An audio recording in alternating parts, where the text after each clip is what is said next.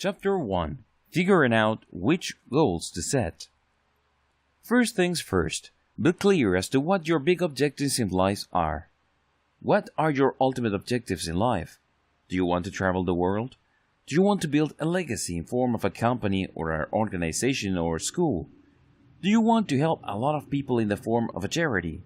What are your big objectives in life?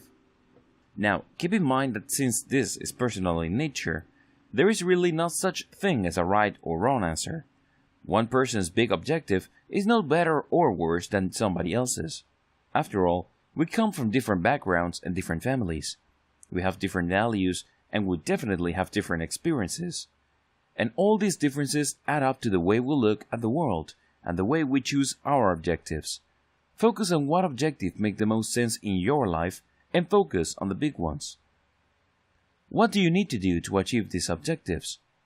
Now that you are clear as to what your big objectives in life are, and you shouldn't hold yourself back when thinking this up, the next thing to think about is what you need to do. What kind of actions do you need to take to make these objectives a reality? You probably already know that you just can't simply hope and wish your objectives to materialize. The law of attraction does work, but it only works when there is action involved. You can't simply just mentally imagine certain things happening and refuse to lift a finger. Don't be surprised if nothing happens when you refuse to lift a finger.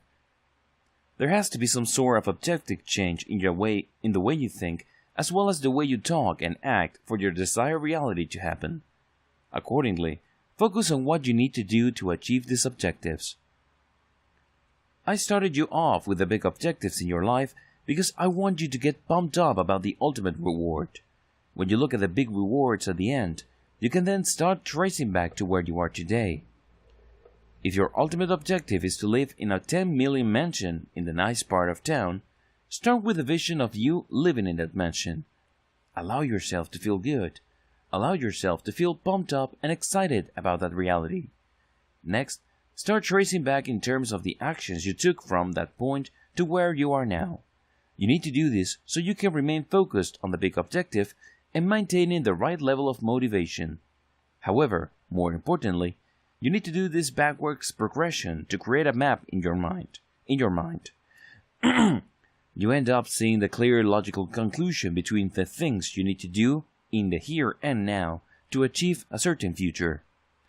While we could have easily projected from now to the future, you're more likely to get pumped up and excited when we start the discussion with the reward first. Regardless of how you do it, you should have a rough idea of the logical conclusion between the things that you need to do now and the kind of life you could be enjoying in the future. What could go wrong? Now that I have told you about focusing on your ultimate objectives first and then tracing back, what's the point? Couldn't you just have done it in the same way but projecting from now to the future? Well, you could do that, and that's exactly how many people choose to go about it. The problem is, they end up going around in circles. They really do. It's as if they're just chasing their tails. Day in, day out, they put in all sorts of effort, then try to focus, but nothing seems to happen because they just end up where they began.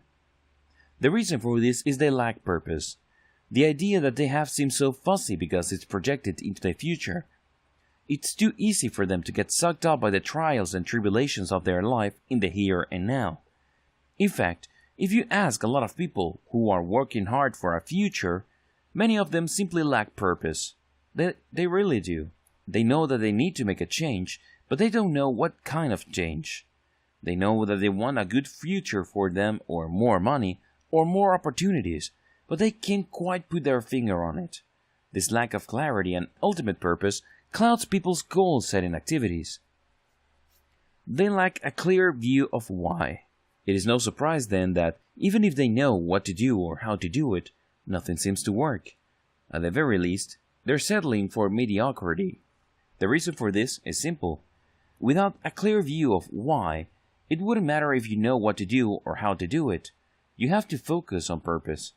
Is your purpose strong enough to push you through all the hassles, challenges, and setbacks you are bound to encounter? Is your purpose appealing enough so that you would want to change and overcome your negative mental and emotional habits that get in the way? That's how important purpose is, And this is why I taught you to focus on your big objective in life first. Clarify them. Make them as vivid in your mind as possible. Allow them to pump you up and get you excited. Once you have that bright beacon long into the future, or at the farthest end of the possibility, you then trace back to where you are now. If you trace back realistically, you create not just a direct logical connection between your objectives and your excitement now, but you also create a map on how to get there. Figuring out your goals. This backward progression enables you to establish 3 big things. You figure your big objectives, you become aware of goals that lead to these big objectives, and you also will be able to break down these goals into sub-goals that you can do in the here and now. In other words, you get a realistic mind map that will enable you to get from point A to point B. You get a clear and actionable bridge from how things are to what you would like them to be. This is an exercise in your ability to change and impact your material reality. This is not an empty exercise. This is not just an intellectual speculation. This is real. Set realistic goals. Now, it's very easy to get taken in by your big objectives. It's very easy to think that somehow, some way, you will come up with the right thing at the right time to impress the right people so that the right things happen in your life. Unfortunately, nobody's that lucky. For every mention of the word right, there is a lot of work that needs to be done. A lot of things need to fall into place. And to automatically assume that these things would just happen simply involves an all-abiding belief in luck. Again, nobody's that lucky. It's like asking to be struck by lightning several times at the same spot at the same time. The better approach is to look at the goals between your life as it exists now and the ideal life that you see for yourself in the future. Understand that those goals that you get from here to there aren't just composed of one unchangeable set of goals. There are many alternative goals that prove the stepping stones that enable you to get from here to there. Since you have a choice of different goals, your job right now is to figure out which goals are the most realistic. How do you wrap your mind around this? How do you make sense of this? Well, very simple. You apply the following 5 filters. You ask yourself whether these goals can be supported by the resources you currently have right now, or the resources you can realistically build up. Maybe you can take out a loan, maybe you can get a job, or maybe you can get a second job. Maybe friends and family can help you.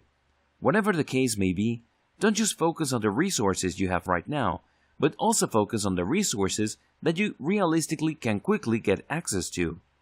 Next, you have to filter your goals based on whether they truly fit your personal passion or personality.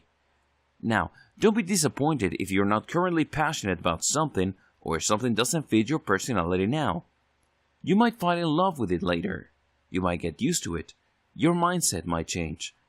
If that is a realistic possibility, then your goal can still be realistic.